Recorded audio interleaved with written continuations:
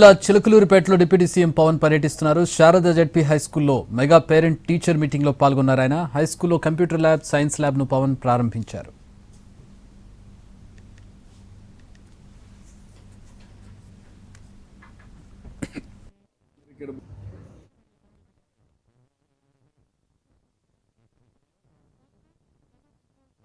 నేర్చుకుంది ఒక science exhibition జరుగుతూ ఉంటే మిస్ జుబేదా, మిస్ రిహానా వీళ్ళు ఫిజిక్స్కి సంబంధించిన ఒక ఫైర్ అలారం ఎలా పనిచేస్తాయి, అలాగే ఒక డైనమో ద్వారా విద్యుత్ ఉత్పత్తి ఎలా జరుగుతుంది, ఇవన్నీ చాలా గొప్పగా వివరించారు. వీళ్ళని అబ్దుల్ కలాం గారిలా ఊహించుకోండి.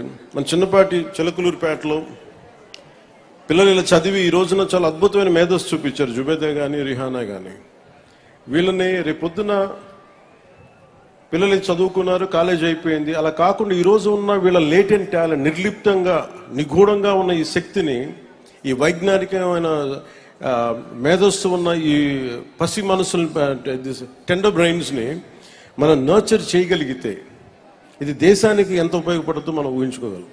ఇది తల్లిదండ్రులు కూడా ఒకటే ఏరియాలో ఉంటే మీరు ఒక లైబ్రరీ, చిన్న చిన్న లైబ్రరీస్ పెట్టుకోండి. అలాగే కూటమి నాయకులు కూడా, జనసేన నాయకులు కూడా ప్రత్యేకించి పిల్లలకి, మీరు రేపు పొద్దున పిల్లల ఓట్లు కావాలనుకున్న పిల్లలకి మీరు ఏం చేయకుండా ఓట్లు ఎలా అడుగుతారు మీరు అందరూ. అందుకని పిల్లలకి ఏదైనా కనీసం లైబ్రరీస్ లాంటివి మీరు పెట్టండి, నాకు మొబైల్ లైబ్రరీస్ లాంటివి.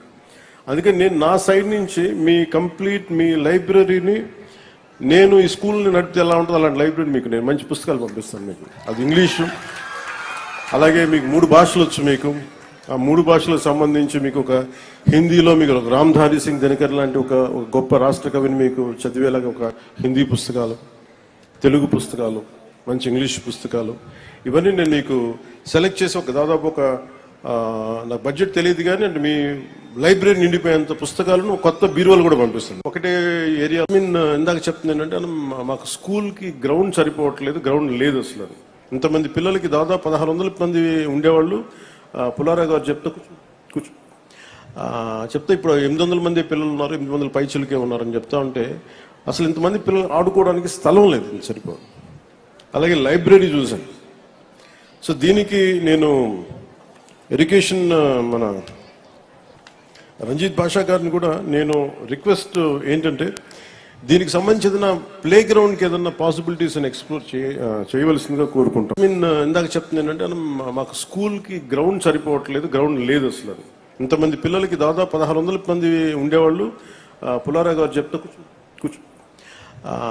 ఇప్పుడు 800 మంది పిల్లలు ఉన్నారు, 800 పైచులకే ఉన్నారని చెప్తా ఉంటే అసలు ఇంతమంది పిల్లలు ఆడుకోవడానికి స్థలం లేదు, సరిపోదు.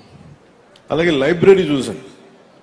సో దీనికి నేను ఎడ్యుకేషన్ మన రంజిత్ భాషా గారిని కూడా నేను రిక్వెస్ట్ ఏంటంటే దీనికి సంబంధించిన ప్లే గ్రౌండ్కి ఏదన్నా పాసిబిలిటీస్ అని ఎక్స్ప్లోర్ చేయవలసిందిగా కోరుకుంటాం. ఇందాక చెప్తుంది ఏంటంటే మాకు స్కూల్కి గ్రౌండ్ సరిపోవట్లేదు, గ్రౌండ్ లేదు అసలు. ఇంతమంది పిల్లలకి దాదాపు 1600 మంది ఉండేవాళ్ళు.